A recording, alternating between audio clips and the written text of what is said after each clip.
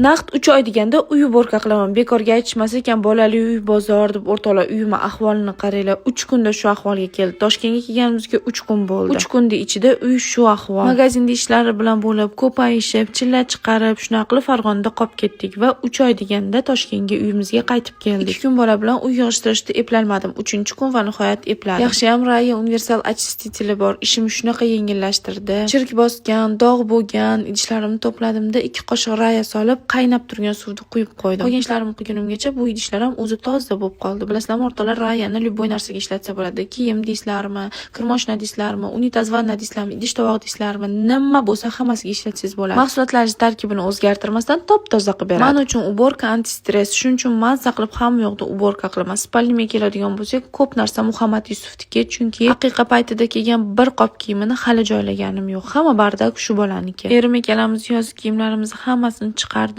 va uyda nechta kiyim bo'lsa hammasini yuvdim. O'rtoqlar, Rayani rezultatini qaranglar, idishlarim shunaqa yaltirayapti.